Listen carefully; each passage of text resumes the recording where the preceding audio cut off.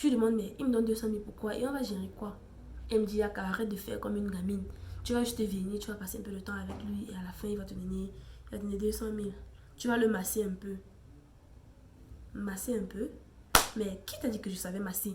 Ça là, ça s'apparente vraiment à des pratiques bizarres ou bien je m'appelle plus dur. Hello tout le monde, j'espère que vous allez bien. Alors moi ça va. Comme vous avez vu dans le titre, aujourd'hui je vais vous raconter l'histoire dans laquelle j'ai failli me faire enrober dans un cercle de sirènes. Mais pour ceux qui êtes là depuis, pour ceux d'entre vous qui êtes là depuis le début, vous avez vu et qui avez regardé la vidéo dans laquelle je racontais l'histoire où j'ai failli me faire donner un sacrifice par un vieux sectaire, celle-ci est en réalité comme une sorte de suite. Donc si vous n'avez pas encore regardé cette vidéo, je vous invite vraiment à faire un tour sur ma chaîne et à la regarder. Donc voilà les gars, sans plus tarder, on va y aller. Mais avant de commencer, vous likez déjà la vidéo et vous la partagez. Et ensuite, à la fin, vous allez la commenter pour me donner vos impressions et ce que vous auriez fait si vous aviez été à ma place. Donc les gars, let's go. Cette histoire s'est produite il y a à peu près 3 ans de cela. Non, un peu plus de 3 ans en fait. Donc voilà, je venais d'arriver à l'université et je me faisais des amis parce que j'avais laissé tous mes anciens amis dans ma ville natale. J'avais changé de ville et tout. Donc il était question pour moi de m'intégrer et d'essayer de me faire de nouveaux amis. Donc j'arrive déjà, ça c'était déjà assez compliqué parce que pour un début j'étais la seule fille dans ma filière. Donc mes amis devaient être essentiellement des garçons, ce qui n'arrangeait pas vraiment les choses parce que j'avais besoin de me faire des copines en fait. Donc je me suis liée d'amitié avec deux filles, deux filles de l'établissement qui n'étaient pas dans ma salle de classe. Voilà que on commence à se fréquenter et tout, et puis on se parlait, on se textait le soir et tout. Et puis les filles elles avaient des, comment dire, des façons de faire, des façons de vivre assez différentes de la mienne. Il faut noter que je venais de mon village natal. Déjà j'avais un couvre-feu, il y avait des choses que j'avais jamais fait, comme par exemple aller en boîte de nuit et tout, boire de l'alcool, tout ce genre de choses, je n'avais jamais fait. Et voilà, mes copines, elles étaient assez, comment dire, régulières dans le milieu. Donc, elles ont commencé à m'inviter à des sorties et tout. Et puis, je leur répondais toujours, bah, je peux pas, j'ai un couvre-feu à la maison, je consomme pas l'alcool et tout. Au début, elles étaient assez compréhensives, vous voyez. Et puis, moi, ça me plaisait. J'étais assez contente d'avoir réussi à me faire des amis qui me comprenaient et qui m'appréciaient vraiment pour la personne que je suis au fond. Mais voilà, les semaines ont passé et puis les filles ont commencé déjà à me donner des conseils assez bizarres. Il y a eu ce prof, il y a eu ce prof qui me proposait 20 000 francs pour coucher avec moi une fois par mois, comme je vous ai raconté dans l'histoire précédente. Et puis les filles me conseillaient de sauter le pas, de me lancer, je ne perds rien, il va coucher avec moi une seule fois, j'aurai mes 20 000 francs et tout. Et puis j'ai vraiment commencé à me demander, mais attendez, est-ce que ce sont vraiment de bonnes copines? Parce que d'après ma petite connaissance en amitié, je sais que des amis qui veulent mon bien ne m'auraient jamais donné ce genre de conseils. Mais après, je me disais, bah, je ne vais pas les juger pour une seule faute. Et plus tard, les filles ont commencé à m'envoyer des photos, genre à 23 h. Elles m'appellent, elles me demandent, genre, tu es où? Je dis, je suis à la maison. Elles m'envoient des vidéos où elles sont dans des boîtes de nuit, où il y a des champagnes, beaucoup de bouteilles qui coûtent assez cher sur la table. Et elles me demandent, viens, après toi et tu viens. Au début, je prenais des excuses comme quoi je n'ai rien à me mettre, comme quoi j'ai pas d'argent pour le transport et autre chose, juste pour paraître cool et passer inaperçu, vous voyez un peu. Mais elle me disait, non, viens, prends un taxi dépôt, on va payer ton transport. Viens, t'inquiète pas, retrouve-nous à la maison et puis on va te donner quelque chose à mettre, t'inquiète pas. Et puis moi, je trouvais ça déjà, ça commençait à me mettre assez mal à l'aise. Et puis, je commençais à leur dire, non, il y a ma mère qui ne peut pas me laisser sortir à 7 h. Et puis, j'ai un couvre-feu, je ne consomme pas l'alcool, je ne sais pas ce que je vais venir faire dans ce genre de milieu. Et puis, ils ont commencé à me dire, ah, Akadio, donc tu es une petite fille comme ça. Il faut apprendre un peu à, comment dire, à arracher ta liberté. Comme les gens à l'université aiment bien le dire, la liberté, elle s'arrache et tout. Apprends à arracher ta liberté. C'est pas parce que ta mère a dit que tu ne sors pas que tu vas pas sortir. Attends qu'elle va dormir et puis tu viens. Et puis en ce moment, ça coïncidait vraiment avec ce que me disait ce prof. Il aimait me dire, euh, genre, prends ta liberté, tu vas pas tout de même écouter ce que ta mère te dit tout le temps, tu es une grande fille et tout, tu es déjà à l'université, il y a des trucs que tu dois faire. Les parents ne seront pas forcément d'accord, mais ils vont comprendre. Donc, en ce moment, j'avais un peu la pression parce qu'il y avait ce prof qui me disait ça, il y avait mes copines qui me disaient ça, et puis je commençais un peu à me poser des questions. Vous voyez, j'étais encore jeune, je venais d'arriver à l'université, j'étais assez naïve et tout. J'ai commencé un peu à me poser des questions, mais c'est pas pour autant que j'acceptais les invitations. J'avais un peu peur d'ailleurs. Je vivais très loin du quartier dans lequel elle m'invitait. Il y avait des agressions et tout. Bah, j'ai passé mon tour en fait. Mais elles ne se sont pas arrêtées là. Elles ont continué. Plus tard, comment dire, la semaine d'après, il m'a semblé qu'elles sortaient toutes les semaines parce que le jeudi, le vendredi et le samedi, elles m'invitaient. Toutes les semaines, c'était pareil. Moi, je commençais vraiment à trouver ça bizarre. Je me demandais, mais comment ça se fait que des filles sortent tous les week-ends comme cela? C'est pas normal en fait. Et puis elles vivaient ensemble. Les deux filles, elles vivaient ensemble. Et puis un jour, j'étais en cours et il y a un prof qui m'appelle. Il me dit, Dior, retrouve-moi dans mon bureau. Moi, je vais dans son bureau, j'arrive, il me dit, fais beaucoup attention. Ce que tu es en train de faire là ne va te mener nulle part. Moi, je me dis, mais attends, il parle de quoi là? Il me dit, Dior, en fait, tu es en train de fréquenter des amis qui sont pas très bien fréquentables en fait. Donc, fais beaucoup attention à toi. Elles vont essayer de t'attirer dans des pratiques malsaines et tout. Il faut ouvrir les yeux très grands. Ou alors, évite-les tout simplement. Je lui ai demandé, mais de quels amis vous parlez? Il n'a pas voulu me donner des précisions. Il m'a juste dit, va, tu vas revenir m'en parler. Elles sont trois. Va et tu vas revenir me donner raison. Moi déjà, j'avais pas trois copines. Donc, en fait, je comprenais pas de quoi il parlait. En réalité, j'avais juste deux copines et c'était les seules filles et je ne voyais pas dans quelle pratique malsaine ils voulaient m'entraîner. S'ils parlaient des boîtes de nuit, des sorties tardives, bah, elles n'étaient pas les seules. Presque toutes les filles de mon école faisaient ça. Donc je faisais partie des seules filles qui étaient encore un peu coincées, comme ça se dit, et qui ne faisaient pas ce genre de choses. Donc franchement, moi, je ne voyais pas de quoi ils parlaient. Et puis je me disais, ouais, c'est ma vie privée après. Donc il y a des limites quand même. Vu que ça coïncidait quand même avec la période où ce professeur m'a harcelé, j'en avais un peu ras le bol qui est tout le temps des profs qui m'appellent dans leur bureau et qui me disent des trucs. Vous voyez un peu quoi. Donc voilà, j'ai pas prêté attention. Et puis, plus tard, j'arrive à la maison. J'arrive à la maison et puis les filles m'appellent. On devait sortir, on devait aller dans un fast-food. C'était aux environs de 18h. Donc on y est allé. On a mangé et puis quand je suis arrivée, elles étaient trois. Donc un était plus deux, c'était trois. Elles m'ont présenté la troisième copine. Elles m'ont dit, elles vivent ensemble. Elle est toujours dans la même école que moi. C'est juste que je ne l'ai pas encore rencontrée et tout. Et puis ça m'a un peu paru bizarre parce que le prof avait parlé de trois copines. Et quand je lui ai dit que je n'ai pas trois copines, il m'a dit, tu reviendras me donner raison. Et ça a un peu, comment dire, sonné une alarme dans ma tête, vous voyez. Mais je me suis dit, ah bah tiens, quel genre de pratique malsaine elles font. Donc je me fais des idées pour rien. Le prof, il veut me rendre parano et ça va pas marcher. Donc voilà, on s'est bien amusé. Et puis je suis rentrée à la maison à de 20h, l'heure de mon couvre-feu. Donc il n'y avait pas de souci. Mais 2 heures plus tard, les filles m'appellent, elles me disent, Dior, change-toi, tu viens, on continue la soirée. Je leur ai dit non, je peux pas sortir, mon couvre-feu il est passé et tout. Et je vous avais dit que je consomme pas l'alcool. En fait, elles insistaient tellement, depuis le début que je leur avais fait comprendre que c'était pas dans mes habitudes. Elles voulaient à tout prix me faire sauter le pas. Et moi, je comprenais pas pourquoi. Ça devenait vraiment bizarre. Et puis, un week-end, les filles, elles m'appellent, elles me disent, genre, euh, on va aller à Kribi pour le week-end. Donc, fais des bagages, on va aller ensemble. Et il faut noter que les trois filles, elles vivaient ensemble.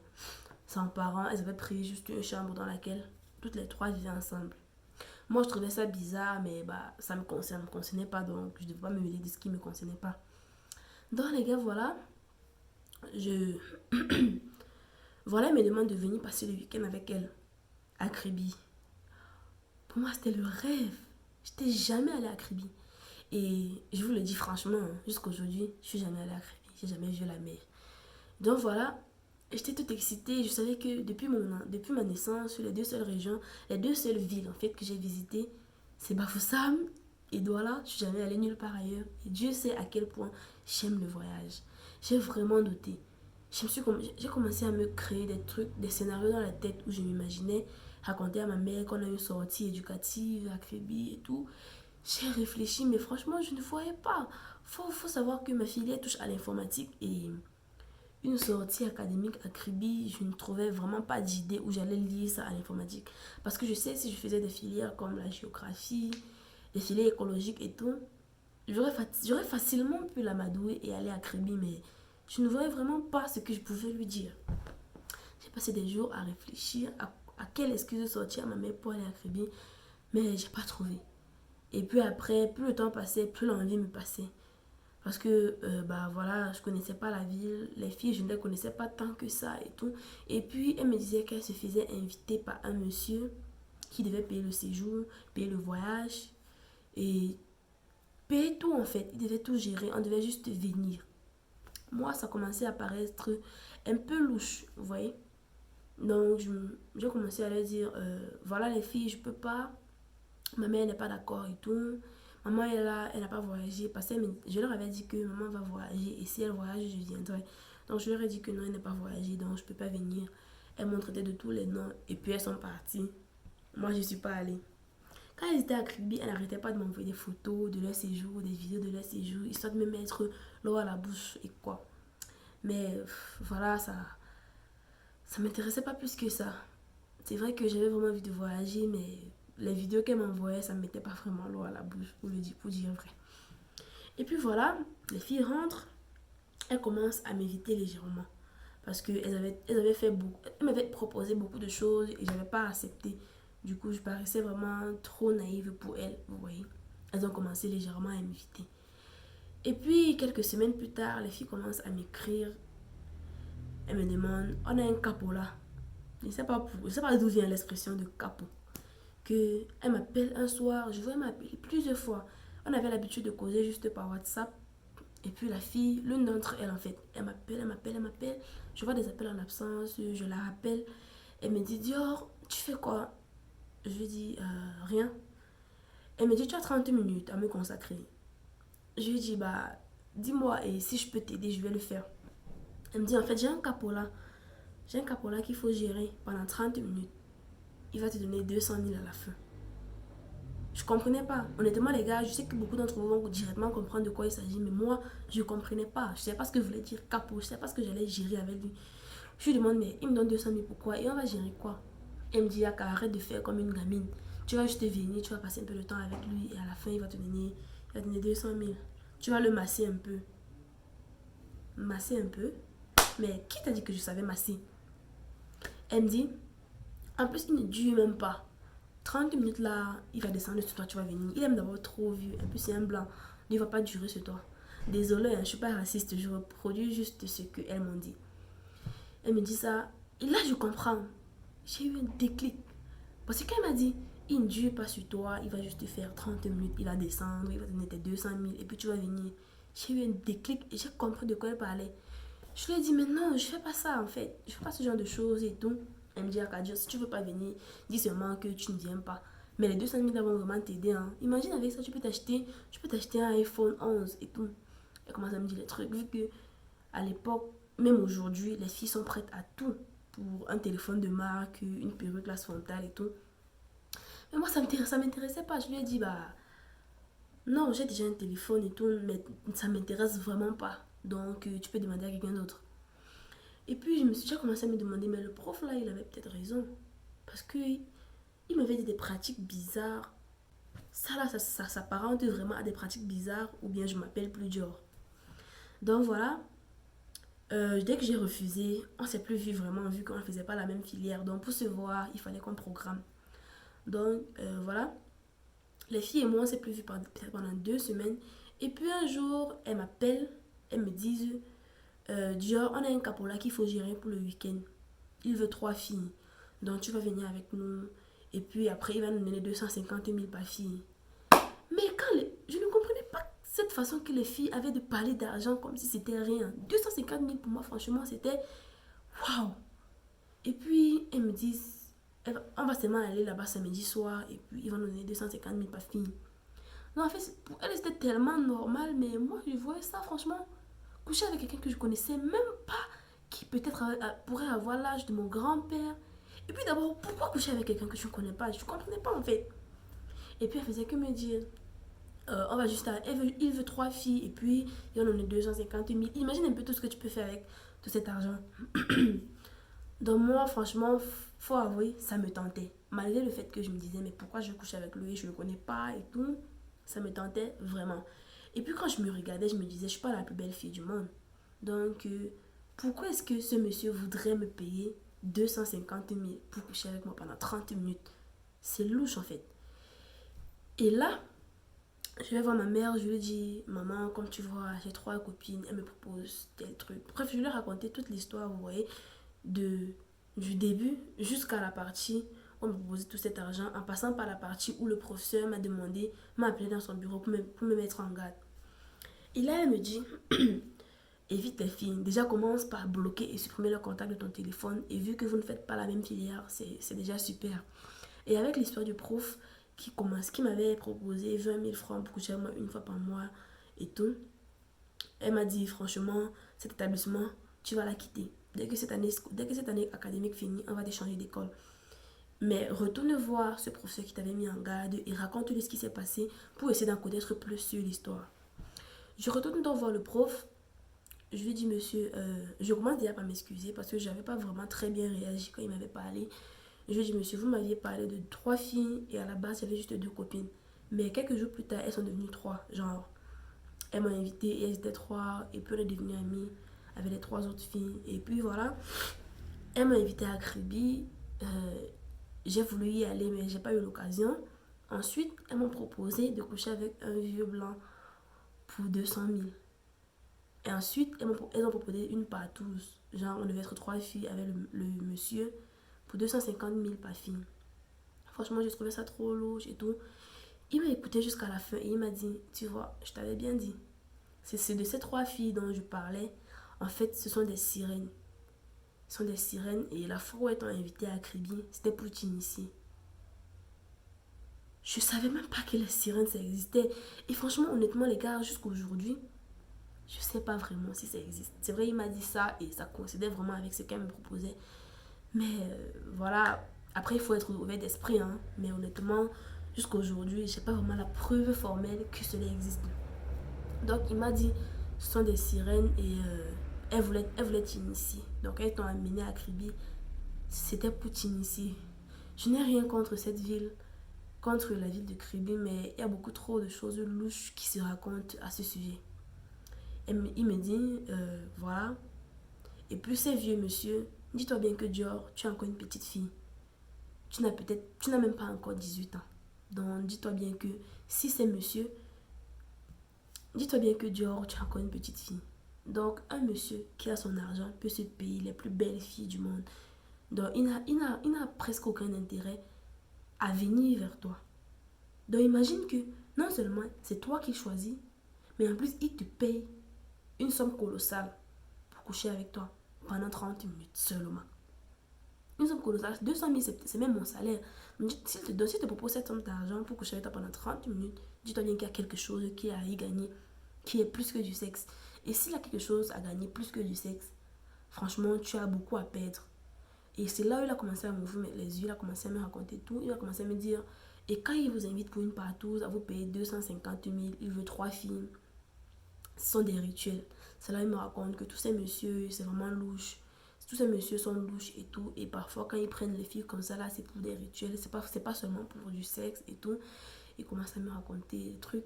Ça m'a glacé le sang, les gars. Tout ce genre de choses, moi, je connaissais pas. Je savais pas que quand on couchait avec quelqu'un, on pouvait avoir plus à gagner que du sexe.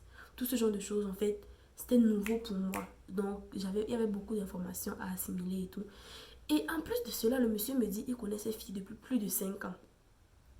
Je lui dis, mais comment? Il me dit, il enseigne dans cette école de formation depuis plusieurs années. Et ces filles, elles sont là depuis plus de 5 ans en fait.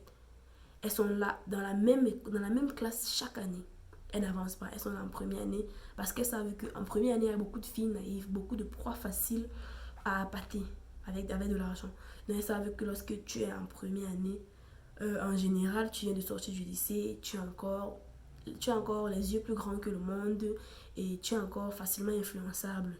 Donc c'est pour ça qu'elles sont là depuis plus de 5 ans dans la même classe et elles essaient d'appâter les filles. Elles n'essaient pas, elles appâtent les filles avec de l'argent et puis après on entend telle disparition, telle mort tragique, telle maladie incurable et tout.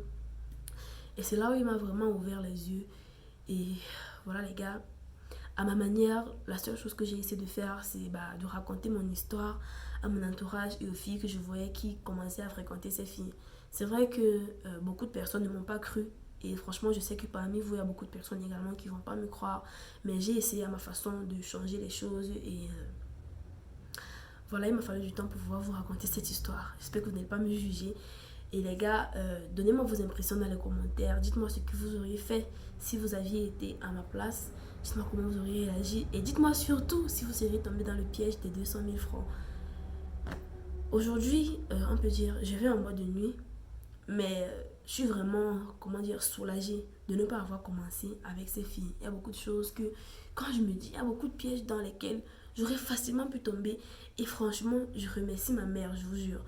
Parce que sans elle, sans son couvre-feu, comment dire, sans la façon stricte de m'éduquer et tout ça là, je serais tombée dans beaucoup de pièges. Parce qu'il y a beaucoup de fois, ces filles me disaient, dis à ta mère que tu vas faire telle chose et viens. J'aurais très bien pu lui dire ça et ça aurait pu marcher. Mais quand j'ai dit ça à ma mère, elle a vu clair dans mon jeu. Donc franchement, je la remercie beaucoup parce qu'elle m'a évité de tomber dans beaucoup de pièges jusqu'à aujourd'hui. Donc les gars, dites-moi dans les commentaires comment vous auriez réagi à ma place, comment... Bref, donnez-moi vos impressions dans les commentaires et surtout likez la vidéo si ce n'est pas encore fait. Abonnez-vous pour ne rien manquer de mes prochaines histoires. Et surtout, si vous avez une histoire comme celle-ci que vous avez besoin de raconter, vous pouvez me laisser ça dans mon Instagram, Dior Bonda, et je viendrai la raconter ici là pour vous. Donc les gars, nous voici à la fin de cette histoire. J'espère que vous avez aimé. On se dit à très bientôt dans une nouvelle vidéo. D'ici là, portez-vous bien. Bye bye.